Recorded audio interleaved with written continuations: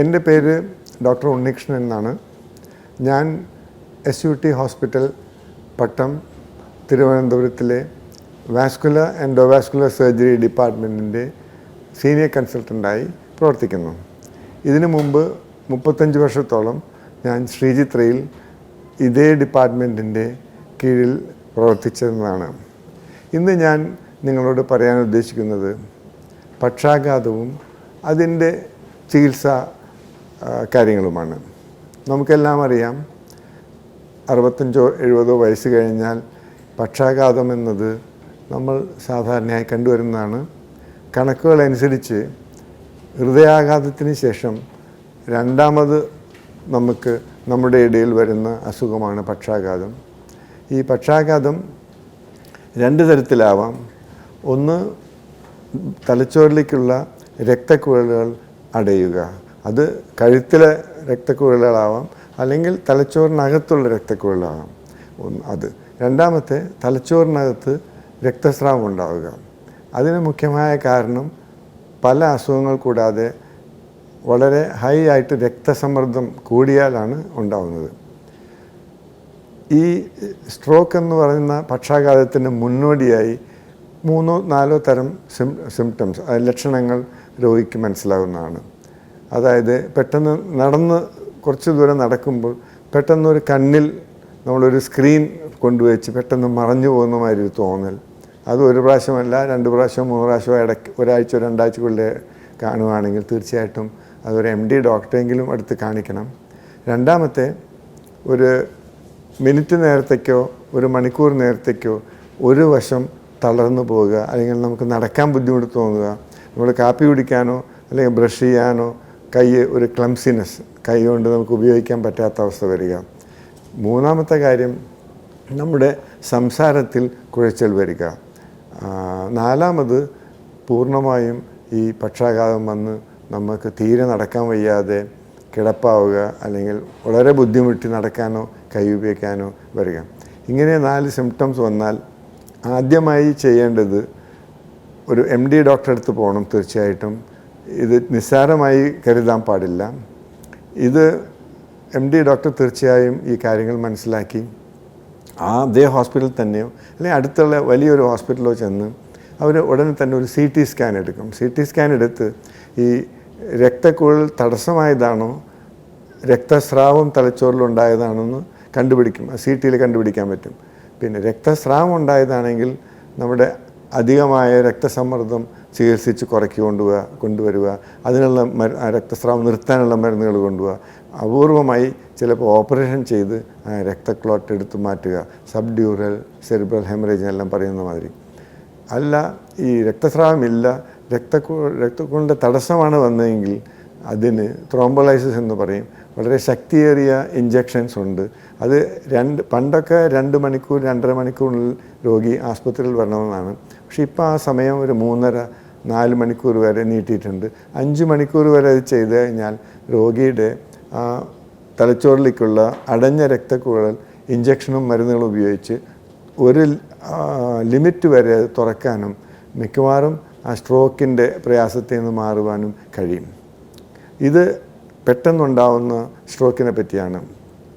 ഇങ്ങനെ ഒരു വശം കുറച്ച് നേരത്തേക്കോ മണിക്കൂറിനോ തളരുകയും പിന്നെ ഡോക്ടർ ഈ തലച്ചോറിലേക്ക് പോകുന്ന കരോട്ടിഡ് രക്തക്കുഴൽ എന്നുള്ള രക്തക്കുഴലുണ്ട്, അവിടെ കൊളസ്ട്രോൾ അല്ലെങ്കിൽ ഫാറ്റ് പാർട്ടിക്കിൾ വന്ന് തടസ്സമായി രക്തോട്ടം ഈ കഴുത്തിൽ വെച്ച് തന്നെ തടസ്സമാണ്. അത് ഒരു സാധാരണയായി രക്തോട്ടത്തിൻ്റെ തടസ്സത്തിനുള്ള തലച്ചോറിലെ തന്നെ രക്തക്കുഴൽ അടഞ്ഞു പോകാം. പക്ഷേ ഒരു 50-60% ആൾക്കാർക്കും ഈ കഴുത്തിൽ മെയിനായിട്ടുള്ള തലച്ചോറിലേക്ക് പോകുന്ന രക്തക്കുഴൽ അഥവാ കരോട്ടിഡ് ആർട്ടറിയിലെ പ്ലാക്ക് എന്ന് പറയും, അതായത് കൊളസ്ട്രോൾ പിന്നെ ഫാറ്റ് ഗ്ലോബ്യൂൾസ് പിന്നെ അവിടെ ഒരു ബ്ലഡ് എല്ലാം കയറി വന്ന് തലച്ചോറിലേക്ക് പോകുന്ന രക്തക്കുഴലിന് തടസ്സം വരുന്ന മാതിരി ഇങ്ങനെ കണ്ടുപിടിച്ച് കഴിഞ്ഞാൽ തീർച്ചയായിട്ടും അതൊരു സീരിയസ് അവസ്ഥയാണ്. പക്ഷെ തീർച്ചയായും ചികിത്സിച്ച് വളരെ വേഗത്തിലെന്ന് പറയില്ല, അതുകൊണ്ടുള്ള ബുദ്ധിമുട്ടുകൾ നമുക്ക് കുറച്ച് രോഗിയെ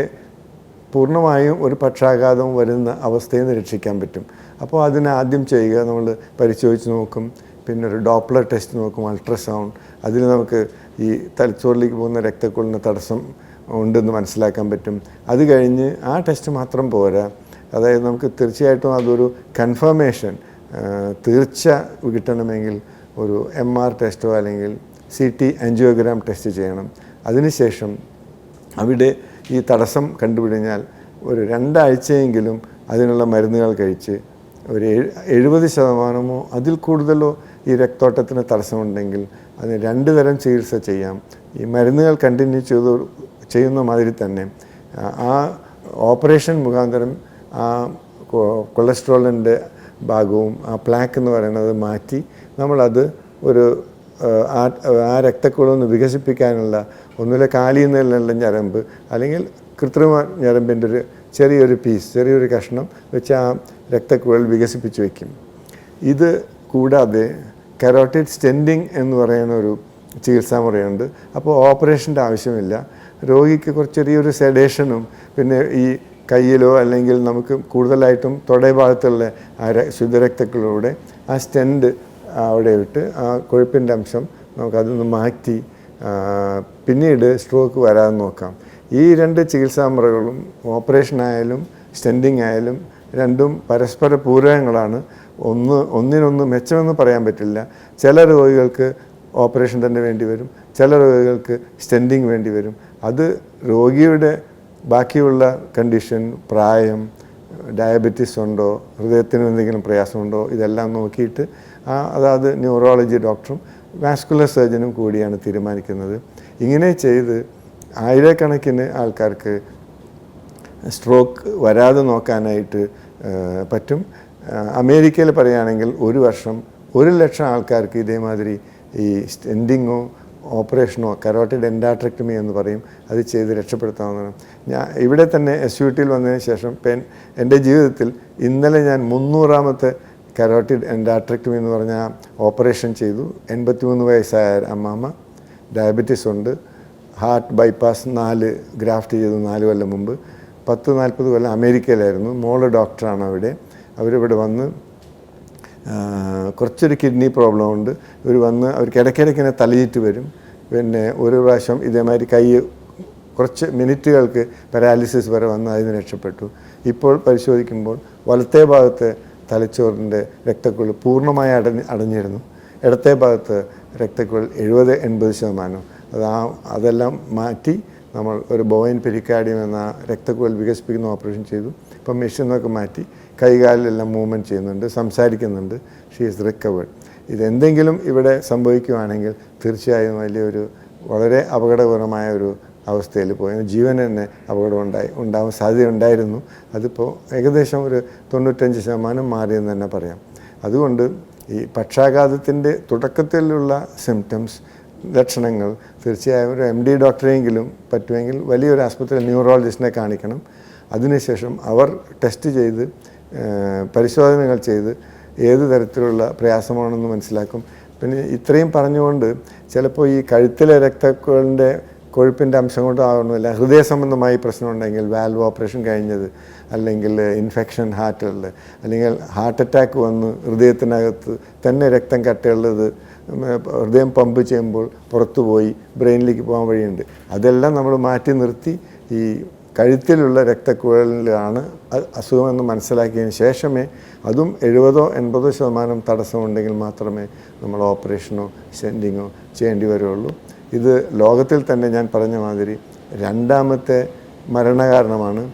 മരണകാരണം എന്നതിലുപരി ഒരു കൈകാൽ വളരെ മോശം അവസ്ഥയിൽ കിടപ്പ് രോഗിയായി വന്നാൽ, സംസാരിക്കാൻ പറ്റാതെ വന്നാൽ, നമുക്ക് സ്വന്തം കാര്യം നോക്കാതെ വന്നാൽ, ജീവിതത്തിലെ നമ്മൾ സാധാരണ പറഞ്ഞ മാതിരി ക്വാളിറ്റി ഓഫ് ലൈഫ് നമുക്ക് തീർച്ചയായിട്ടും ഒരു സ്ഥലത്ത് പോകാനും നടക്കാനും സംസാരിക്കാനും സ്വയം കാര്യങ്ങൾ ചെയ്യാനുമുള്ള ഒരു കഴിവ് മനുഷ്യനുള്ളിടത്തോളം കാലമേ നമുക്ക് ജീവിതം മുന്നോട്ട് കൊണ്ടുപോകാൻ പറ്റുള്ളൂ. ഇത്രയും എനിക്ക് പക്ഷാഘാതത്തിനെ പറ്റി പറയാനുള്ളൂ. Thank you very much.